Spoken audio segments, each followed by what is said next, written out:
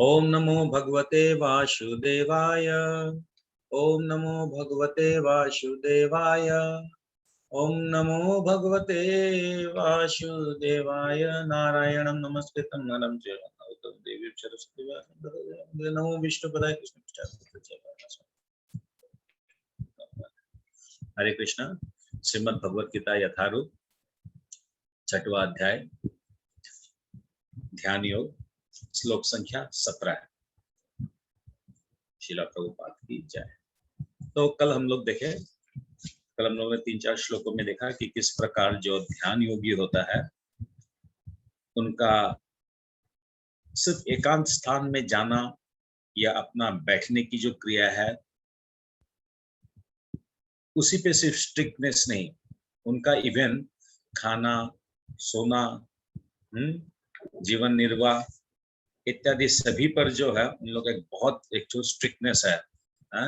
बैठने का स्टाइल, गर्दन रखने का स्टाइल, नाक के अग्र भाग पे रख के उसको चिंतन करने का स्टाइल, तो ओवरऑल जो है ये बहुत ज्यादा ही एक तो स्ट्रिक्ट प्रोसेस है और थोड़ा टफ भी है। इस कलियुग के अंदर में इसको प्रैक्टिकल करना एक तो टफ विषय भी है।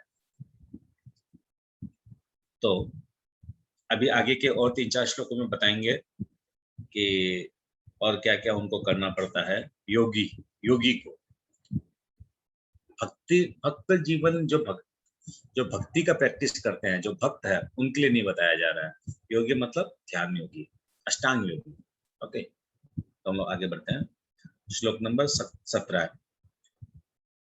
युक्त आहार्य विहारस्य युक्त चेष्टस्य कर्मसु युक्त स्वप्न अवबोधस्य योग भवति दुःखः।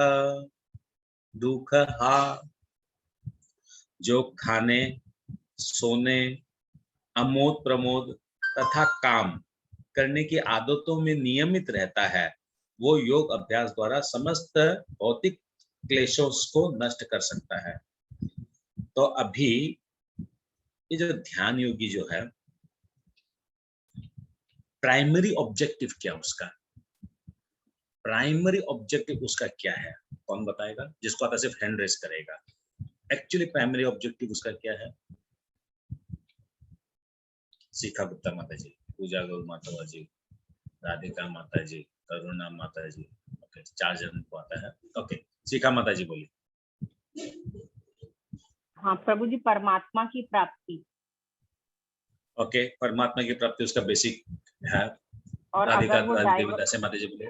नहीं, एक ही रीजन बताइए और बाकी लोग बताएंगे और 2-3 प्रभु जी दूसरा रीजन है सिद्धि प्राप्ति।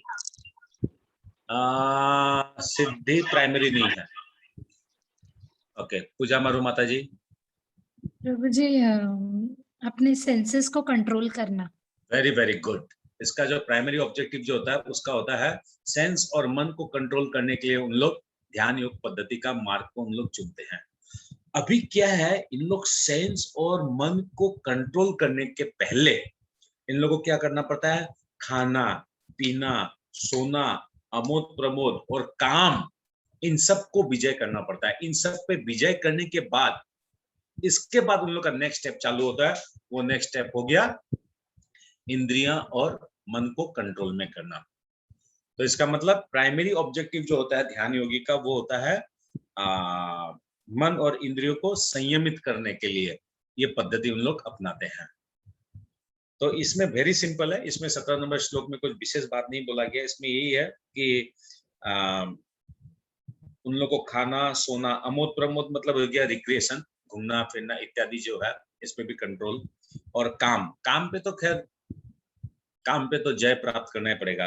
वैसे एक बात मैं बताता हूँ, यद्यपि एक ध्यान योगी के लिए बताया गया है, मगर देखने अगर जाएं तो ये भक्ति योगी के लिए ऊपर भी किंतु बैठता है। उसको भी खाने पे, सोने पे, अमोद प्रमोद और काम, चारों पे ही विजय प्राप्त करना ही पड़ेगा।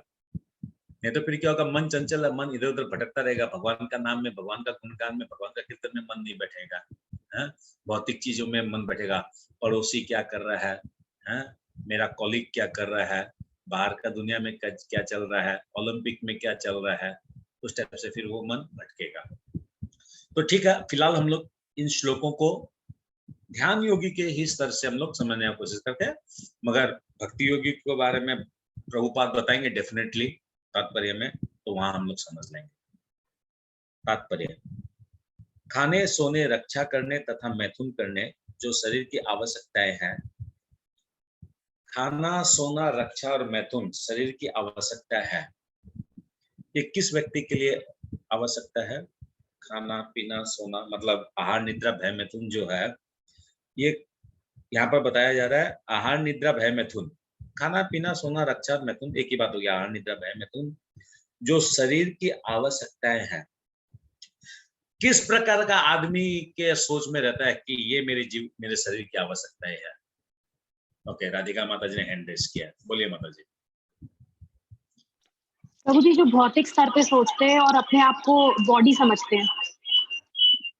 Correct, very good. तो जो भौतिकवादी है या जो अपने आप को शरीर समझता है, या एक एप्रोप्रिएट वर्ड और एक है, ओके भावना देंगे माता जी, आप एप्रोप्रिएट वर्ड बताएंगे क्या हो सकता है?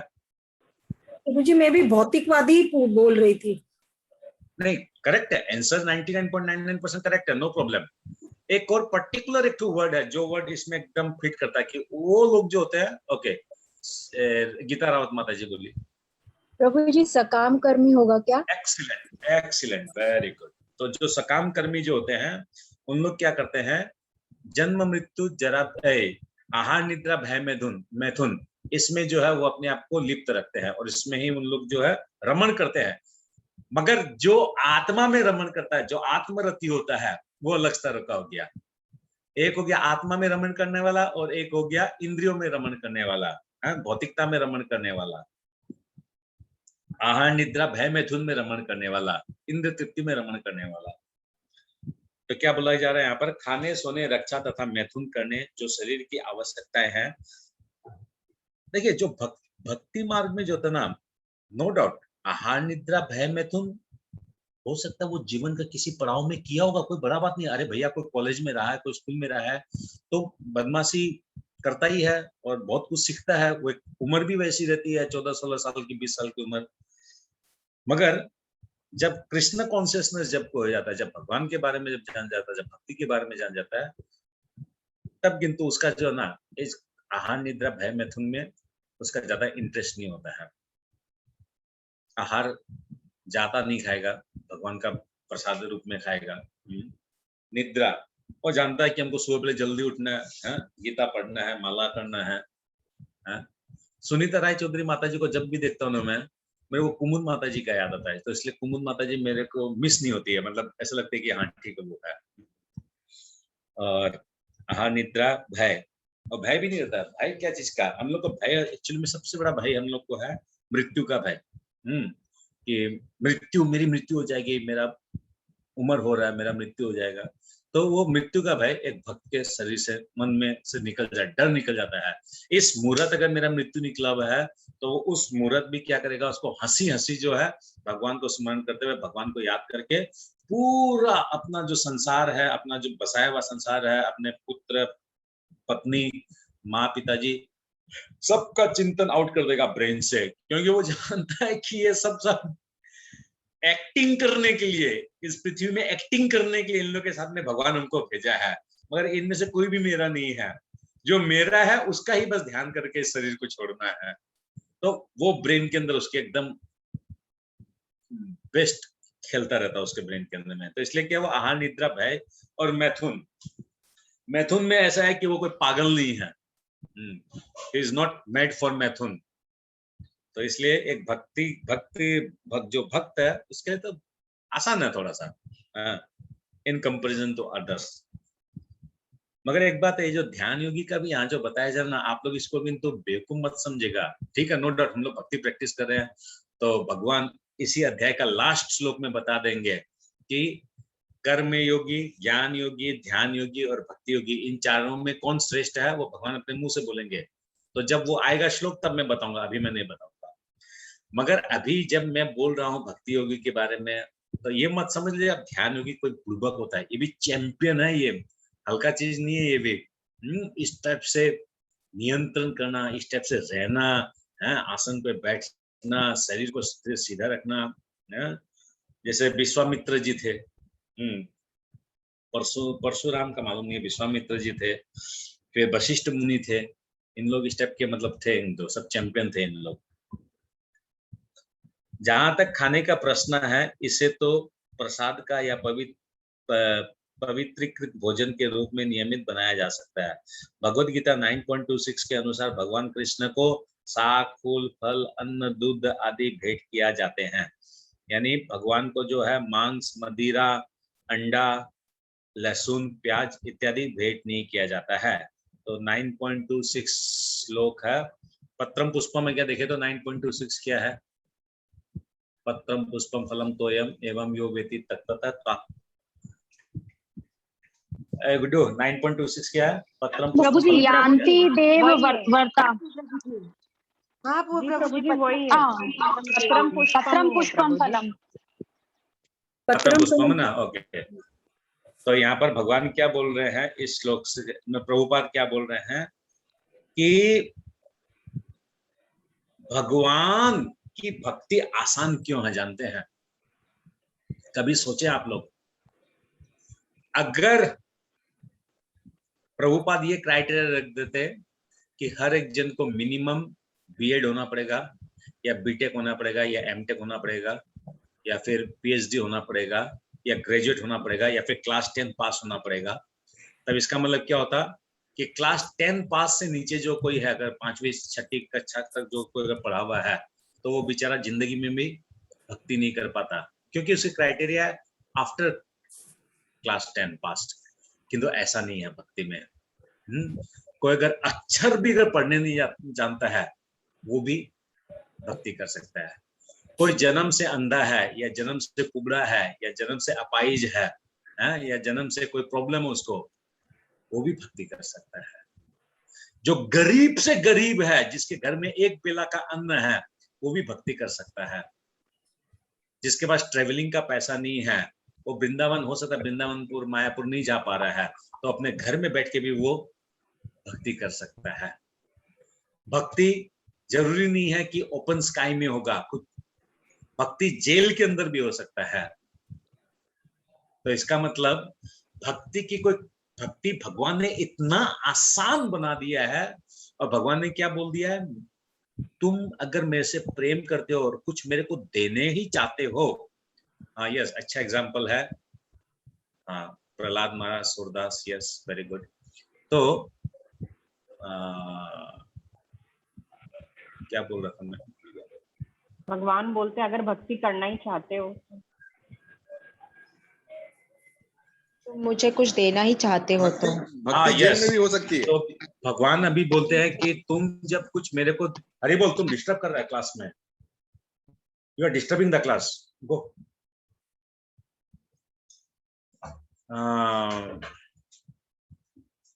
भगवान बोलते हैं कि तुम मेरे को कुछ देना ही चाहते हो, तो देखो मैं तुमसे प्रेमवश, तुम मेरे को सिर्फ प्रेम से दो, और वो भी इस नेचर के अंदर में मैंने फ्री में दे दिया है। पत्रम पुष्प फल तोयम। भगवान ये भी नहीं बोल रहा है कि तुम जाओ 1 रुपया का अगरबत्ती और दिया और घी खरीद के लाओ, नहीं है। डोंट वरी, मैं सुलभ हूं, मैं फ्री में सुलभ हूं। और ये 4 जो बोले ना भगवान, पत्रम पुष्पम फलम तोयम, ऐसा नहीं है कि चारों चाहिए, एनी ऑफ द वन, यानी कुछ भी नहीं है तो आप कुआं से जल भी निकाल के अगर मेरे को दे दोगे, मैं प्रेम पूर्वक, तो मैं उसको ग्रहण कर लूंगा। That is sufficient for me. मगर तुम भक्ति करो, तो भक्ति इतना सुलभ, इतना आसान है? इसलिए क्या बोला गया, देखिए यहाँ पर खूब मार्क कीजिएगा इस बात को। मतलब प्रभुपाद कितना इंटेलिजेंटली उस चीज को प्रेजेंट करते हैं कि भगवत गीता 9.26 के अनुसार भगवान कृष्ण को साग, फूल, फल, अन्न, दूध आदि भेंट किए जाते हैं। देखिए प्रभुपाद यहाँ पर नहीं लिखे मांस, अंडा, लहसुन, प्याज, या फिर कोई और जो रजोगुणी या तमोगुणी चीजें हैं वो भगवान को ऑफरिंग किया जाता है। चाय, कॉफी, ये भगवान को ऑफर नहीं होता है। इस प्रकार एक कृष्ण भावना भावित व्यक्ति को ऐसे भोजन न करने का स्वतः प्रशिक्षण प्राप्त रहता है जो मनुष्य के खाने योग्य सक्रिय नहीं होता है या कि सत्वगुण नहीं होता। जहां तक सोने का प्रश्न है, कृष्ण भावना भावित व्यक्ति कृष्ण भावनामृत में कर्म करने में निरंतर सतर्क रहता है, अतः निद्रा में वो व्यर्थ समय नहीं गंवाता। मैंने ऐसे भी देखा है, वृंदावन में भी देखा, मायापुर में भी देखा। सुबह 3 बजे चला जाओ, 2:30 बजे चला जाओ, 4 बजे चला जाओ, 3:30 बजे चला जाओ, कभी किसी भी समय मंदिर में चला जाओ, भक्त लोग हरे कृष्ण कृष्ण राम राम राम राम हरे हरे कृष्ण कृष्ण राम राम राम राम हरे कृष्ण कृष्ण राम राम राम राम हरे हरे। हाँ, हरे कृष्ण प्रभु, मैं मोहन हूँ, मैं मोहन ब्रजराज, मैं गुवाहाटी से आया हूँ। प्रभु आप लोग के ये साधना देख के बहुत अच्छा लगता है। प्रभु आपकी माला अभी तक कितनी हो गई? नहीं, मेरा तो 16 तो कंप्लीट हो गया, अभी मैं अब सेकंड वाला कर रहा हूँ। इसका मतलब वो कब उठा जो उसका 16 कंप्लीट? अभी मंगला आरती चालू ही नहीं हुआ, अभी मंदिर खुला ही नहीं है, उसके पहले उन लोग का 16 कंप्लीट। हाँ, तो सोचिए किस लेवल का भक्ति करते हैं उन लोग। हाँ, एक्सीलेंट। एक माधव प्रभु बोलकर है, वो बहुत सुंदर कीर्तनिया, बहुत भाव से कीर्तन करते हैं। वो मालदीव्स के हैं, वो ना फिलीपींस के ऐसे कुछ है, वो बहुत सुंदर कीर्तन करते हैं। वो माधव नायडू नाम उनका, माधव नायडू। आप लोग गूगल में सर्च करने से आप लोग को मिलेगा। मैं वृंदावन में जब भी जाता हूँ तब वो मिलते हैं। वर्ल्ड फेमस कीर्तनिया, वर्ल्ड फेमस, मगर भक्ति देखिए, नंगा पांव, कुछ नहीं, धोती को फोल्ड कर लेंगे, फोल्ड मतलब धोती को वो साउथ इंडियन स्टाइल में उसको पहनकर 2:30 बजे से माला चालू, सुबह 3:30 4 बजे तो उन लोग का 16 राउंड खत्म हो जाता है। मंगला आरती करेंगे 4:30 बजे से, फिर क्या करेंगे, वृंदावन का परिक्रमा करेंगे, और परिक्रमा करते वक्त वापस 10 12 15 16 माला वापस खत्म, फिर शाम को वापस 16 माला। मतलब इंटरेस्टिंग, उन लोग से सीखने लायक है। और हम लोगों को 6 माला को करने बोलते मेरे जैसा को, प्रभु 16 माला हो गया आज का प्रभु, बस अब जैसे तैसे कुआं से जल निकाल लिया आज का, भगवान पे एहसान कर दिया मैंने, बस अब और एहसान नहीं करूंगा, अब कल मॉर्निंग में करूंगा भगवान पे एहसान। अव्यर्थ कालत्वम, ठीक है। कृष्णा भावनामय व्यक्ति अपना 1 मिनट का समय भी भगवान की सेवा के बिना नहीं बिताना चाहता। तो अव्यर्थ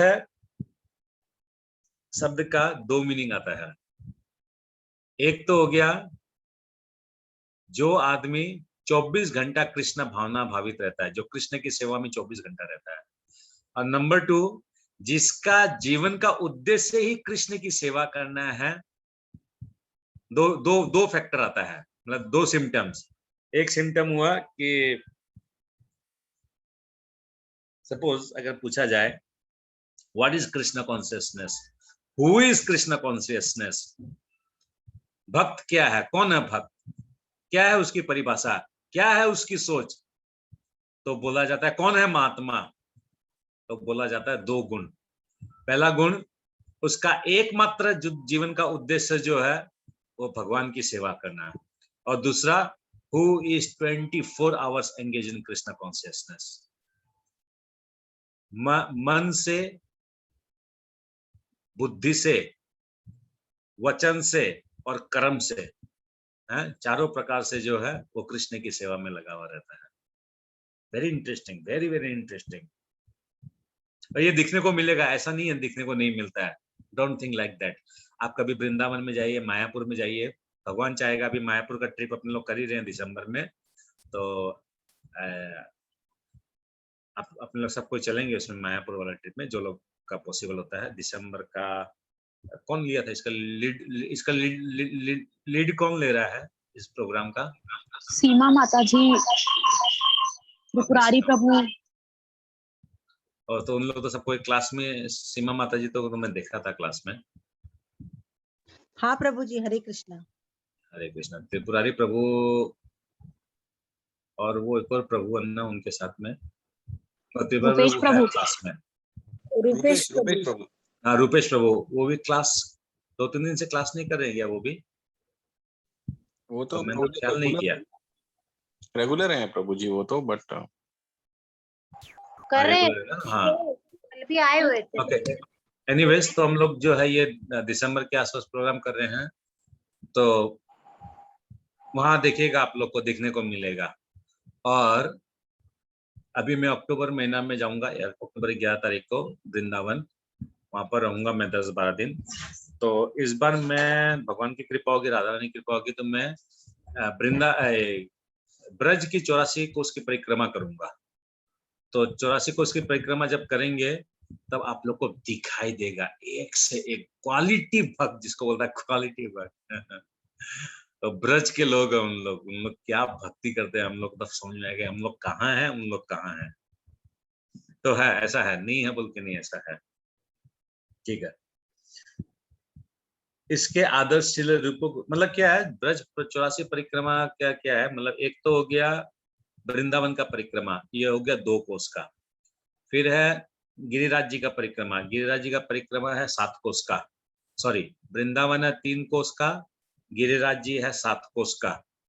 और पूरा ब्रज, भगवान जब इस पृथ्वी में थे, तो ब्रज में जब 11 साल तक भगवान ब्रज में थे, विभिन्न विभिन्न स्थानों में, तो उसको 12 बन बोलते हैं। 12 बन के अंदर ये ब्रज की 84 कोस बोलते हैं, 84 कोस की टोटल ये ब्रज है।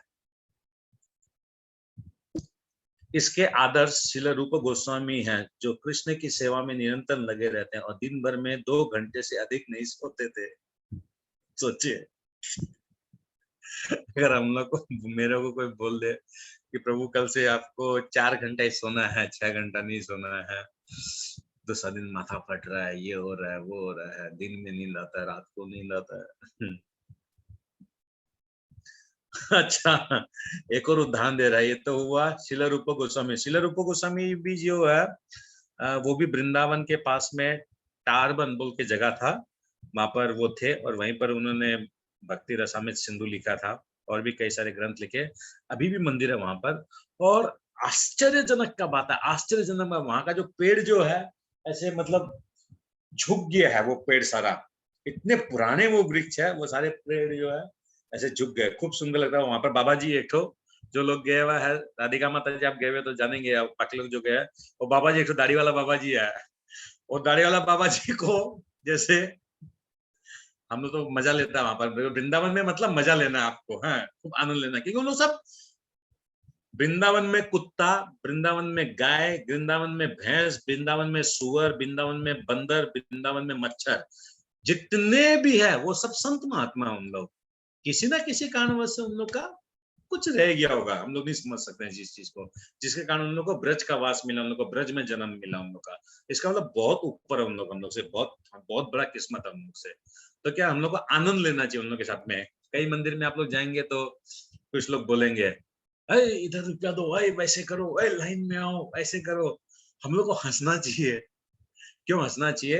What should be our feeling at that time, कि भगवान शायद इनके द्वारा ही मेरे साथ आनंद ले रहे हैं क्या? उनका काम तो बोलने का, उनका काम है गाली देने का, मगर हम लोग को उसमें आनंद लेना चाहिए, इंटरेस्ट लेना चाहिए। मैं ये क्यों बोला, आई डोंट नो। हाँ, तारबन से तो रूप गोस्वामी वहां थे। ठीक उसी प्रकार जो है हरिदास ठाकुर भी थे। हरिदास ठाकुर जो है वो 3 लाख जाप करते थे डेली। अच्छा, इंटरेस्टिंग बात, 3 लाख जाप करने के बाद वो गिरिराज जी का परिक्रमा और लगाते थे। सोचिए, और वो भी कहां से आते थे? वृंदावन से पैदल जाते, फिर गिरिराज जी का परिक्रमा लगाते। और अभी तो अभी गाड़ी में जाते हम लोग तो 1 घंटा में पहुंचते हैं वृंदावन से गिरिराज जी। फिर गिरिराज जी का परिक्रमा करीब करीब 4.5 घंटा 5 घंटा लगता है। तो अभी सोचिए, वो जो है पहले वृंदावन से गिरिराज जी आते थे चलकर, फिर गिरिराज जी की परिक्रमा करते थे। संत महात्मा। ये हरिदास ठाकुर, मतलब 2 हरिदास ठाकुर है।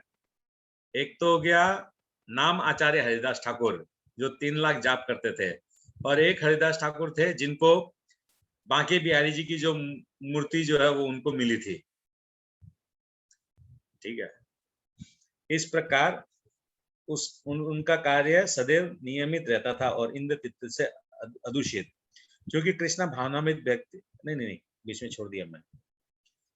ठाकुर अच्छा गोस्वामी हैं जो कृष्ण की सेवा में निरंतर लगे रहते हैं और दिन भर में 2 घंटे से अधिक नहीं सोते और कभी-कभी तो उतना भी नहीं सोते थे।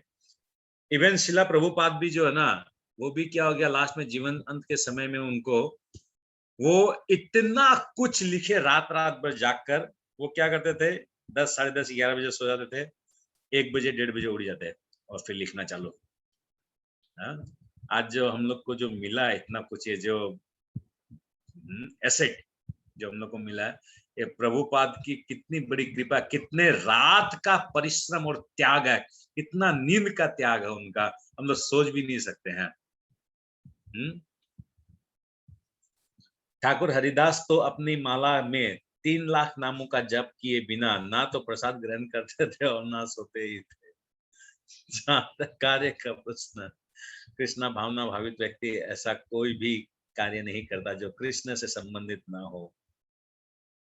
कभी भी हमको तो अपने यहाँ पे शर्म भी आता है, सच बोलो तो मैं शायद मेरा क्लास देने के पीछे उद्देश्य यही रहता है कि आप लोग को जब बोलूं ना कहीं मैं अपने आप को शर्मिंदा या अपने आप को ये मैं back of the mind calculate करता हूँ कि शास्त्र में क्या लिखा गया है, मैं एक्चुअली प्रैक्टिकल लाइफ में क्या कर रहा हूँ, वेयर आई एम लैकिंग।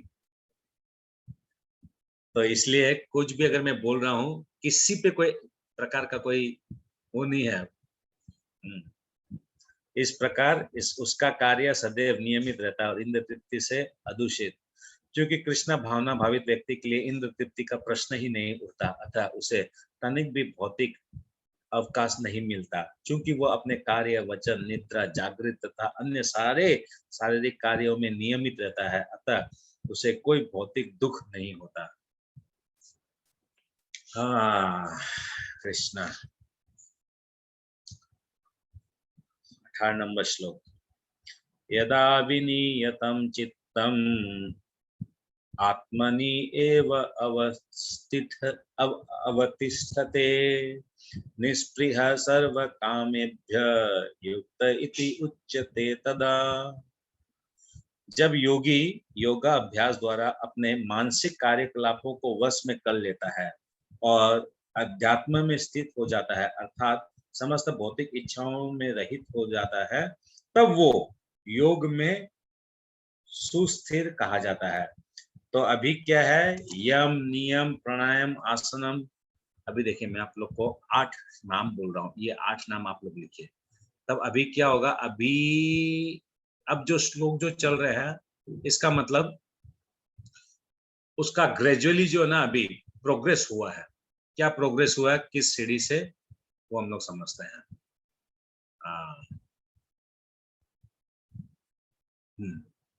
पहला है यम नियम आसन प्राणायाम प्रत्याहार धारणा ध्यान समाधि। तो टॉप मोस्ट पोजीशन है समाधि, उसको समाधि में स्थित होना है और उसका स्टार्टिंग होता है यम से।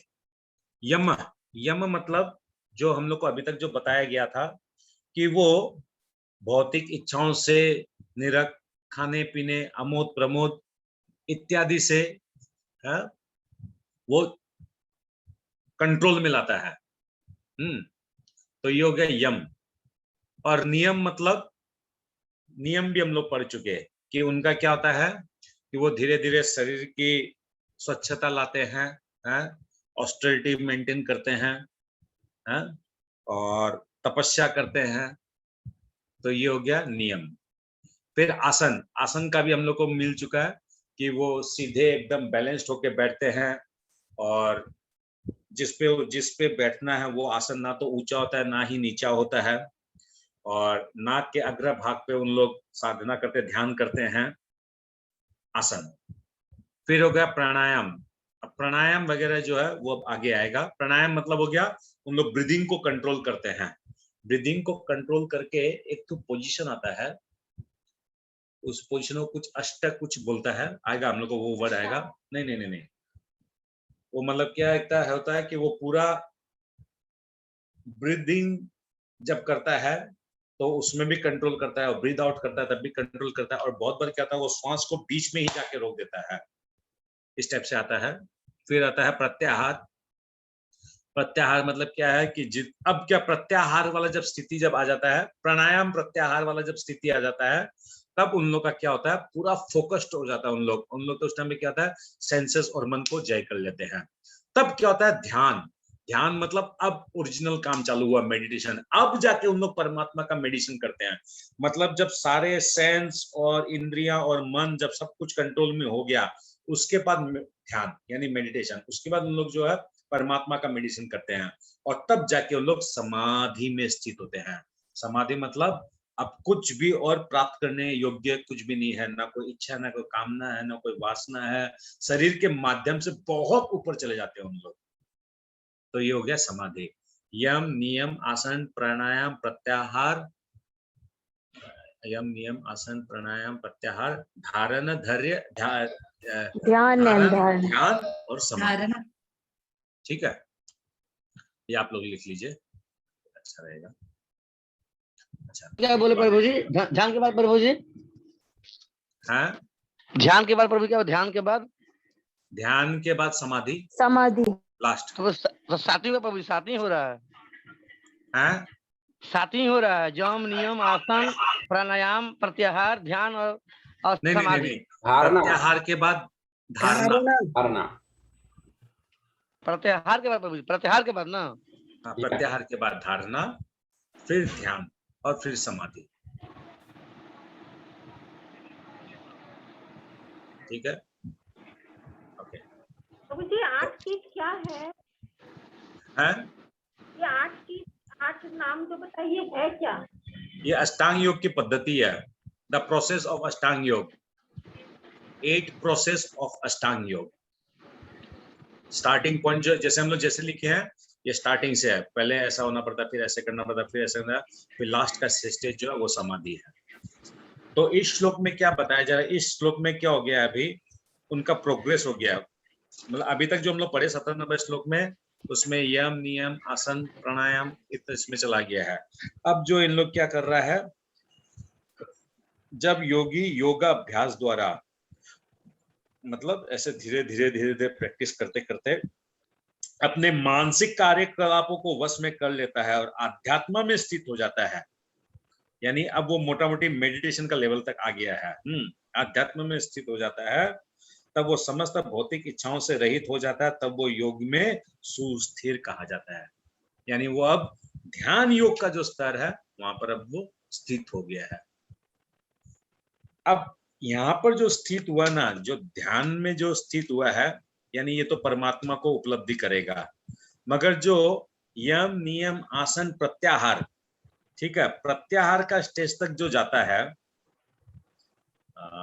एक सेकंड किया, यम नियम आसन प्रत्याहार के स्टेज तक जाने से हाँ जरूरी नहीं है यम नियम आसन प्राणायाम प्राणायाम तक, ठीक है। अभी देखिए, जो सिद्धि प्राप्ति जो होता है वो क्या करता है, यम नियम आसन प्राणायाम तक जाता है। प्राणायाम तक जाने के बाद जब वो ब्रीदिंग कंट्रोल जब उसका आ जाता है, तो उसको में विशेष शक्ति आ जाती है। फिर वो उस शक्ति के द्वारा क्या करता है, वो सिद्धि प्राप्ति के लिए वो उसको एनकैश कर लेता है, वो सिद्धि प्राप्ति कर लेता है। मगर जो सिद्धि प्राप्ति में जो नहीं जाना चाहता है, वो आगे परमात्मा को जो प्राप्त करना चाहता है, वो फिर जो है प्रत्याहार ध्यान करके समाधि में वो स्थित होता है।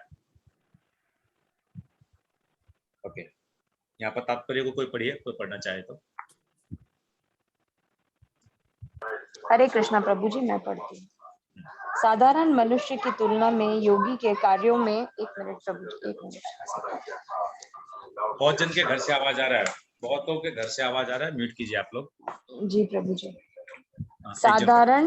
साधारण मनुष्य की तुलना में योगी के कार्यों में यह विशेषता होती है कि वह समस्त भौतिक इच्छाओं से मुक्त रहता है, जिनमें मैथुन प्रमुख है। एक पूर्ण योगी अपने मानसिक कार्यों में इतना अनुशासित होता है जिसे कोई भी भौतिक इच्छा विचलित नहीं कर सकती। यह सिद्ध अवस्था कृष्ण भावना भावित व्यक्तियों द्वारा स्वतः प्राप्त हो जाती है, जैसा कि श्रीमद् भागवतम में कहा गया है, सवे मनव कृष्ण पदार विंद यो चांसी वैकुंठ गुणानुवर्णने करो हरे मंदिर मार्जनादिषु श्रुति चकाराच्युत्य सत्थोदये मुकुंद लिंगालय दर्शने द्वशो तद्वत्य गात्र स्पर्शे गसंगमम ग्राण च तत्पाद सरोज सौरभे श्रीमुत्लस्य रसना तत्प्रीते पादौ हरे क्षेत्र पदानुसर्पणे शिरो ऋषिकेश पदार विवंदने कामनम च दास्ये न तु काम काम्या यथोर्तमर्थ श्लोक कजाश्रया रति। राजा अम्बरीश ने सर्वप्रथम अपने हरे मन को कृष्णा, भगवान हरे कृष्णा। अभी जो बताया जाएगा इस श्लोक का जो अभिप्राय जो अभी बताया जाएगा, तात्पर्य जो बताया जाएगा, उसको खूब ध्यान से सुनिए, तब मालूम चलेगा एक शुद्ध भक्ति, अनन्य भक्ति या प्रेम भक्ति का स्तर। जैसे मैं कल भी आप लोगों को बताया कि हम लोग का भक्ति का 3 स्तर होता है, साधना भक्ति, भाव भक्ति और प्रेम भक्ति। तो टॉप क्लास भक्ति जो होता है वो होता है प्रेम भक्ति। प्रेम भक्ति किसको कहते हैं वो यहाँ बताया जाएगा। पढ़िए, आप थोड़ा जोर से पढ़िएगा। राजा अम्बरीश ने सर्वप्रथम अपने मन को भगवान के चरण कमलों पर स्थिर कर दिया, फिर क्रमशः अपनी वाणी को कृष्ण के गुणानुवाद में लगाया। हाथों को भगवान के मंदिर को स्वच्छ करने, कानों को भगवान के कार्यकलापों को सुनने, आंखों को भगवान के दिव्य रूप का दर्शन करने, शरीर को अन्य भक्तों के शरीरों को स्पर्श करने, घ्राणेन्द्रिय को भगवान पर चढ़ाए गए कमल पुष्प की सुगंध सूंघने, जीभ को भगवान के चरण कमलों पर चढ़ाए गए तुलसी पत्रों का स्वाद लेने, पांवों को तीर्थ यात्रा करने तथा भगवान के मंदिर तक जाने, सिर को भगवान को प्रणाम करने तथा अपनी इच्छाओं को भगवान की इच्छा पूरी करने में लगा दिया। ये सारे दिव्य कार्य शुद्ध भक्त के सर्वथा अनुरूप हैं। हरे कृष्णा। तो अभी देखिए, हम लोग बोलते हैं 5 कर्म इंद्रिया, 5 ज्ञान इंद्रियां। सभी प्रकार से, सभी इंद्रियों के माध्यम से एक ही मकसद है, भगवान की सेवा करना, भगवान की तुष्टि, भगवान की संतुष्टि है। ये सीखने लायक चीज है हम लोग को अपने जीवन में, कि हम लोग सब कोई गृहस्थ आश्रम से जुड़े हुए हैं, हम आप जितने जन भी हम लोग हैं, मगर गृहस्थ आश्रम से जुड़ने के बावजूद भी हम लोग किस प्रकार भगवान की सेवा कर सकते हैं एवरी डे है। कोई बात नहीं, ऑफिस जा रहे हैं, दुकान में जा रहे हैं, काम में जा रहे हैं, जॉब में जा रहे हैं, स्कूल में पढ़ाने जा रहे हैं, घर का भोग बना रहे हैं, या बच्चों का पालन पोषण कर रहे हैं, माँ बाप की सेवा कर रहे हैं, या कोई भी कोई गरीब है या अपने यहाँ जो काम करता है उन लोग को हम लोग देखते हैं, संभालते हैं, कुछ भी करते हैं। तो अल्टीमेटली क्या है कि सभी प्रकार से इस सारे मन को, वाणी को अगर भगवान की सेवा में लगा सकते हैं, आँख को, नाक को, कान को, पैर को, हाथ को, तो बस we are in Krishna consciousness. Ambarish Maharaj best example है। बोलते हैं भक्ति की 9 विधि होती है, 9 विधि से भगवान की भक्ति की जा सकती है, और अम्बरीश महाराज उसके एकदम सटीक एग्जाम्पल है। ऑल द 9 विधिज, इंटायर 9 विधिज जो है वो अम्बरीश महाराज के सेवा में थी, भगवान की सेवा में। ओके, आगे बढ़िए। निर्विशेषवादियों के लिए यह दिव्य व्यवस्था अनिर्वचनीय हो सकती है, किंतु कृष्ण भावना भावित व्यक्ति के लिए यह अत्यंत सुगम एवं व्यवहारिक है। जैसा कि महाराजा अम्बरीश की ऊपरी वर्णित जीवनचर्या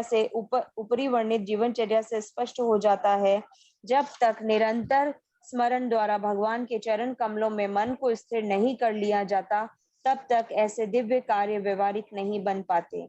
अतः भगवान की भक्ति में इन विहित कार्यों को अर्चन कहते हैं, जिसका अर्थ है समस्त इंद्रियों को भगवान की सेवा में लगाना। इंद्रियों तथा मन को कुछ न कुछ कार्य चाहिए, कोरा निग्रह व्यवहारिक नहीं है।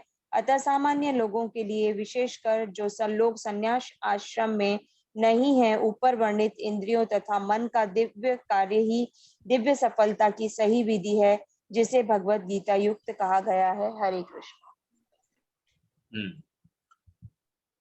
तो ये अर्चनम जो है, यहाँ पर अर्चन वर्ड जो इस्तेमाल किया गया है, हाँ, अर्चन मतलब हो गया, अर्चनम मतलब हो गया कि विग्रह की सेवा, ठीक है। इसलिए यहाँ पर क्या है, खूब सुंदर एग्जाम्पल दिया गया अमरीश महाराज का।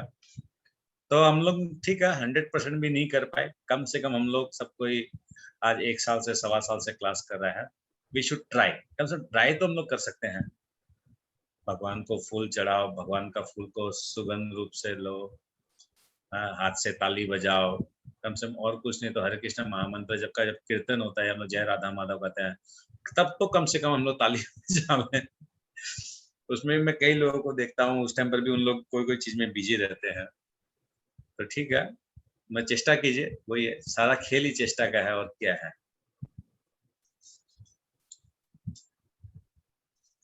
नेक्स्ट लोग, यथा दीपो निवातस्थो, ये क्या है, न इंगते है क्या, ये इंगते होगा क्या, नेंगते, न इंगते सोपमा स्मृता योगिनो यत चित्तस्य युजन्तो योगम आत्मना।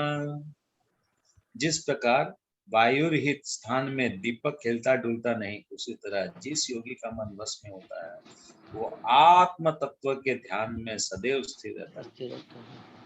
तो यहाँ पर क्या बताया गया है, एक विशेष गुण बताया गया है कि एक बंद कमरे के अंदर में आप एक दीपक को रख दीजिए, तो वो दीपक जो है अप्रवाहित होता है, यानी वो इधर उधर हिलता डुलता नहीं है, एकदम एक टक, एक स्पीड में, एक एंगल में स्थिरता पूर्वक रहता है।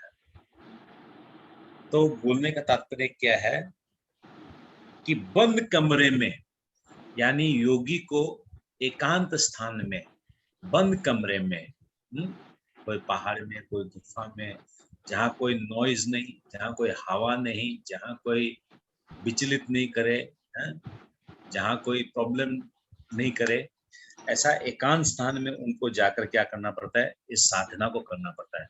और ऐसा साधना करने से तब क्या होता है, जिस प्रकार दीपक हिलता डुलता नहीं है, वैसे ही उनका जो मन जो है और इंद्रियां जो है वो भी हिलती डुलती नहीं है, सम रहती है, कंट्रोल में रहती है। मगर कंडीशन है, कंडीशन क्या हो गया, एकांत स्थान में जाना पड़ेगा। अभी आज के दिन अगर हम लोग प्रैक्टिकल बोले, पहले के तो क्या थे, लोग तपस्वी होते थे, एक तरह से लोग तो तपस्वी है, तो लोग क्या करते थे, जो जंगल में फल मूल मिल जाता था उसी से ही अपना खाकर निर्वाह करते थे। और इवन ध्रुव महाराज की तरह तपस्या तो क्या था, वो पहले पत्तों को खाए नहीं, पहले तो उन्होंने पानी पिया, फिर हवा को खाया, और फिर उन्होंने अल्टीमेटली हवा को खाना भी बंद कर दिया था, मतलब ब्रीदिंग करना भी उन्होंने बंद कर दिया था। तो इस प्रकार तपस्वी होते थे। 20, 21, 22, 23 इन श्लोकों को भी हम लोग कर लेते हैं, अच्छा रहेगा। ठीक है, यहाँ से बहुत आवाज आ रहा है।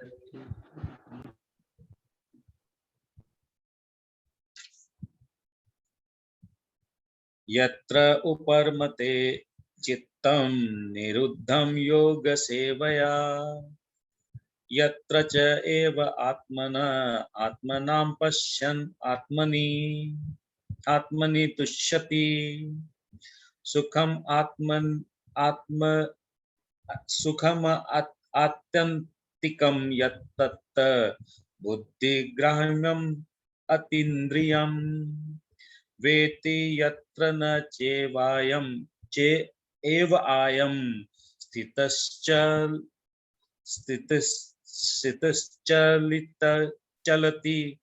तत्वतः, यं लब्धा च अप्रां लाभं मन्यते न अधिकं तथा, यस्मिन् स्थितं न दुखेन गरुड़ा अपि विचाल्यते। तम विद्याद दुख संयोग वियोगम योग संचितम संचितम। सिद्धि की अवस्था में जिसे समाधि कहते हैं, अब ये लास्ट वाला स्टेज आ गया, 8वां नंबर जो स्टेज था समाधि का स्टेज, वो परिस्थिति आ गई है। सिद्धि की अवस्था में जिसे समाधि कहते हैं, मनुष्य का मन योग अभ्यास के द्वारा भौतिक मानसिक क्रियाओं से पूर्णतया संयमित हो जाता है। इस सिद्धि की विशेषता यह है कि मनुष्य शुद्ध मन से अपने को देख सकता है। अपने को देख सकता है मतलब अभी क्या इसका पोजीशन हो गया, ये इतना एक्सपर्टाइज हो गया है कि ये परमात्मा का दर्शन करता है। अपने को देख सकता है मतलब ये अपने अंदर में आत्मा और परमात्मा का दोनों का दर्शन कर सकता है। इसलिए मैं बोलता हूँ ये भी चैंपियन है, छोटा मोटा चीज नहीं है। और क्योंकि देखिए हम लोग को तो क्या मृत्यु समय का इंतजार करना पड़ता है कि मृत्यु समय में भगवान का हम लोग नहीं, ये नहीं बोल रहा हूं मैं कि भक्ति जीवन खराब है, हम लोग तो टॉप क्लास में है, बट स्टिल एक तरह से देखने जाने से एक डिफरेंस है इन लोग में और हम लोग में। हम लोग का क्या चक्कर है कि हम लोग को अंत समय में भगवान का स्मृति में शरीर को त्याग करेंगे, तब जाके हम लोग को भगवान के नित्य धाम में जाकर हम लोग भगवान का दर्शन करेंगे। मगर देखिए ये आदमी ठू जो है ये जिंदा रहते रहते समाधि में स्थित होकर परमात्मा का दर्शन करता है। ये किंतु देखिए जो भी हो सकता है इनका प्रोसेस कड़ा हो सकता है कि ये प्रोसेस बहुत टफ हो सकता है कि इस प्रोसेस में जो हम लोग इस प्रोसेस में एक चीज मैं बताता हूँ, किसी कारणवश समाधि में पहुंचने के पहले ही उसका एक नियम भी अगर टूट गया, चाहे बैठने का नियम हो, चाहे सोने का नियम हो, चाहे खाने का नियम हो, चाहे इंद्रियों का नियम हो, चाहे मन का नियम हो, जो भी नियम हम लोग अभी तक पढ़े, एक भी नियम अगर टूट गया ना, वो बेचारा का पतन हो जाएगा। वो वापस उसको एकदम क्लास 1 से स्टार्ट करना पड़ेगा पूरा योग पद्धति। ये एक बहुत बड़ा ड्रॉबैक है, मगर एक बहुत बड़ा प्लस पॉइंट भी है कि अगर कोई चैंपियन है और पूरा अगर उसको पास कर लिया, पूरा पास आउट हो गया, किंतु ये तो भगवान को दर्शन जिंदा में कर लेगा। ये परमात्मा मतलब क्या, चतुर्भुजी परमात्मा रूप में, यानी विष्णु का दर्शन करेगा, मजा आ गया। इसका मतलब है तो चैंपियन ये भी। इस सिद्धि की विशेषता यह है कि मनुष्य शुद्ध मन से अपने को देख सकता है और अपने आप में आनंद उठा सकता है। अपने आप में आनंद क्यों उठा सकता है? क्योंकि ये सत और चित्त को देखता है। ये सत और चित्त को देखता है, इसलिए उसको आनंद मिलता है। सत चित्त मतलब ये भगवान विष्णु को देखता है। उस आनंद में स्थिति में वो दिव्य इंद्रियों द्वारा असीम दिव्य सुख में स्थित रहता है। क्योंकि जिसको कृष्ण की जिसको भगवान की प्राप्ति होगी, चाहे चतुर्भुजी रूप में ही हो, उसके लिए और फिर कोई दुख का कारण रहा गया, उसके लिए तो कोई दुख नहीं है।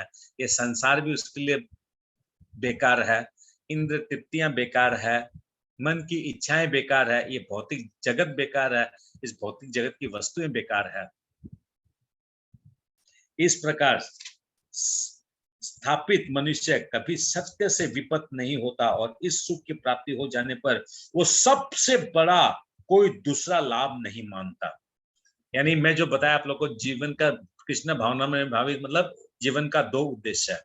जीवन का 2 उद्देश्य मतलब no other aim than to get Krishna और 24 hours in the service of Krishna. ये 2 चीज उसको भी मिल रहा है। ठीक है, देखिए आप लोग चीज पकड़ पाए ना नहीं पाए, आई डोंट नो। जो भक्ति को जो मिलता है ना, जो भक्ति कर रहे हैं हम लोग को जो मिलेगा ना, मिल तो इसको भी रहा है। देखिए ये भी कोई बच्चा खिलाड़ी नहीं है, ये बहुत अच्छा खिलाड़ी है। इसको भी क्या परम सुख प्राप्त हो रहा है, ये भी भगवान का दर्शन कर रहा है, ये भी इंद्रियों को विजय प्राप्त लिया है, मन को विजय पा लिया है, और ये भी परम सत्य को जो है देख रहा है। मगर ये परम सत्य का क्या कर रहा है? ब्रह्म इति परमात्मा इति, परमात्मा का दर्शन कर रहा है। ये कोई प्रॉब्लम नहीं है, ऐसे कोई प्रॉब्लम नहीं है इसमें भी कोई प्रॉब्लम नहीं है, क्योंकि ये भी सतचित, ये भी इटर्नल को पार करेगा, इसका पतन नहीं होगा। जिस प्रकार ज्ञान योगी का ब्रह्म ज्योति को प्राप्त होता है और ब्रह्म ज्योति में प्राप्त होने के बाद उसका पतन होने का 100% चांसेस रहता है, मगर कोई 1 साल 2 साल में नहीं, कई करोड़ों साल बाद। मगर ये जो है ना, ये अगर परमात्मा को प्राप्त होने से इसका तो पतन नहीं होता है, माइंड इट। ये किंतु वापस पृथ्वी लोक में जन्म लेके नहीं आएगा, ये इसकी तरह ये जो ब्रह्म ज्योति को जो प्राप्त करता है, जो मायावादी होता है या निर्विशेषवादी होता है, उसकी तरह ये हिंदू वापस नहीं आएगा। तो इसका मतलब क्या हो गया, है तो चैंपियन, ये भी इटर्नल को प्राप्त करेगा। ऐसी स्थिति को पाकर मनुष्य बड़ी से बड़ी कठिनाइयों में भी विचलित नहीं होता। एक बात बताइए, जो इस प्रकार अगर समाधि में स्थित हो गया, ये पूरा का पूरा जो है समाधि के ऊपर में है, जो समाधि में स्थित हो गया वो, और फिर तुच्छ भौतिक चीजों के प्रति उसका आकर्षण होगा गया, उसका फॉल डाउन होगा, कोई कारण नहीं गया, पागल हुआ गया वो, उसको जिसको भगवान मिल गया, भगवान का दर्शन मिल गया, जो भगवान को देख लिया, जो परमात्मा को देख लिया, जो समाधि में स्थित हो गया, वो अब जाके ये 100 रुपया, 200 रुपया, 500 रुपया, लाख, 2 लाख, 5 लाख, 10 लाख रुपया का है, उसके पीछे भागेगा क्या? वो कभी नहीं भागेगा वो।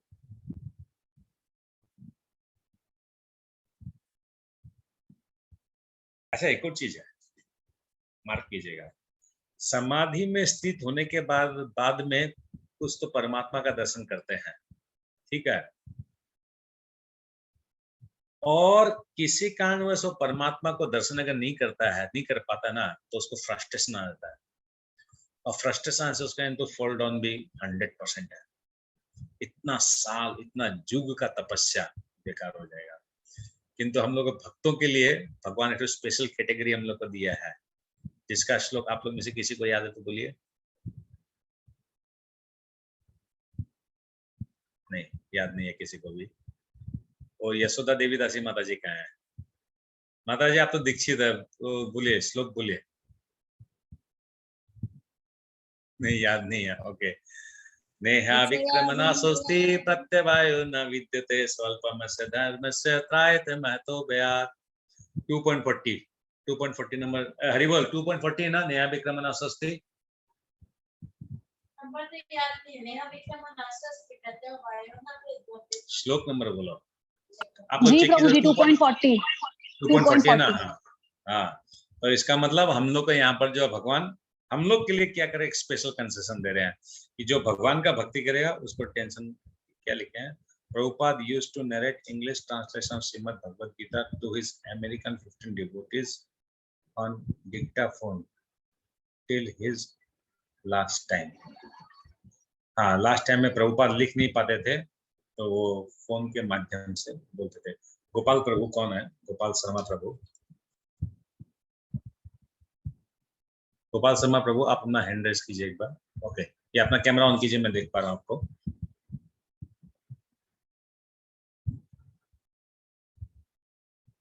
हरि बोल। गोपाल शर्मा प्रभु, आपको आवाज आ रही है मेरी? नहीं, ओके, ठीक है। तो क्या बोला जा रहा है, ऐसी स्थिति को पाकर मनुष्य बड़ी से बड़ी कठिनाइयों में भी विचलित नहीं होता। यह निस्संदेह भौतिक संसर्ग से उत्पन्न होने वाले समस्त दुखों से वास्तविक मुक्ति है। भौतिक संसर्ग से वास्तविक मुक्ति है, मतलब मुक्त है, ये एकदम इटर्निटी को ये प्राप्त करेगा, टेंशन नहीं है, वापस जन्म मृत्यु के चक्कर में नहीं फंसेंगे। ठीक है, इसका तात्पर्य पढ़िए कोई। मैं पढ़ूं प्रभु जी? पढ़िए। योगाभ्यास से मनुष्य भौतिक धारणाओं से क्रमश विरक्त हो जाता है। यह योग का प्रमुख लक्षण है। इसके बाद वह समाधि में स्थित हो जाता है, जिसका अर्थ यह होता है कि दिव्य मन तथा बुद्धि के द्वारा योगी अपने आप को परमात्मा समझने का भ्रम न करके परमात्मा की अनुभूति करता है। योगा अभ्यास बहुत कुछ पतंजलि की पद्धति पर आधारित है।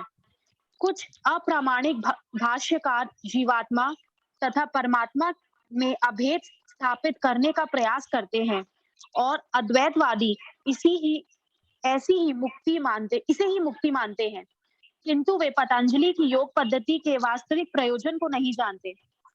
पतंजलि पद्धति में हरे कृष्णा। अब ये सेंटेंस बहुत टेक्निकल बात लिखा गया है यहाँ पर, खूब ध्यान से सुनिएगा और समझिएगा। बहुत टेक्निकल बात लिखा है। क्या बोलता है? योगाभ्यास बहुत कुछ पतंजलि की पद्धति पर आधारित है।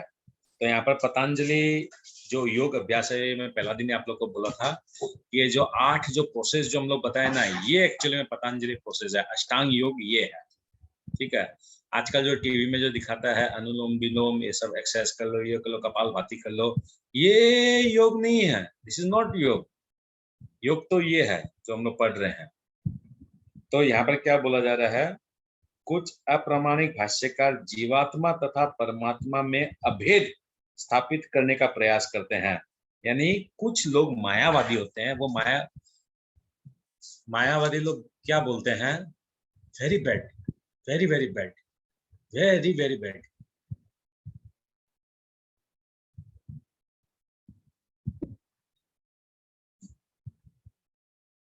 मायावादी लोग बोलते हैं कि आत्मा और परमात्मा एक होते हैं, कि आत्मा जब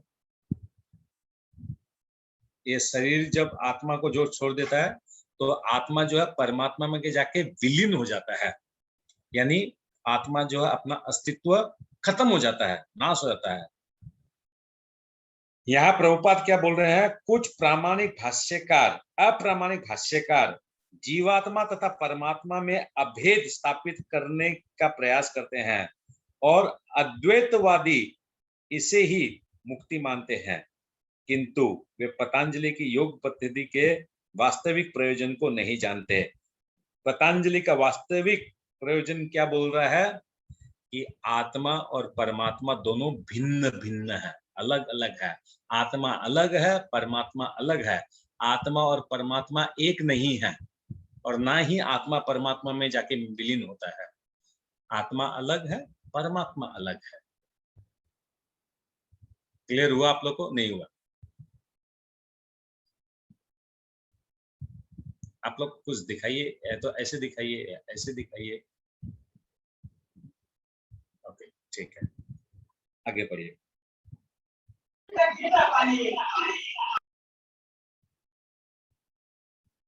कौन रहा था? राधिका माता जी पढ़ रही थी ना, पढ़िए। जी प्रभु जी। पतंजलि पद्धति में दिव्य आनंद को स्वीकार किया गया है, किंतु अद्वैतवादी इस दिव्य आनंद को स्वीकार नहीं करते, क्योंकि उन्हें भ्रम है कि इससे कहीं उनके अद्वैतवाद में बाधा न उपस्थित हो जाए। अद्वैतवादी ज्ञान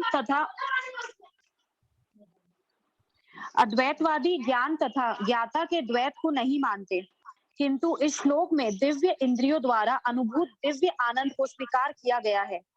इसकी पुष्टि योग पद्धति के विख्यात व्याख्याता पतंजलि मुनि ने भी की है।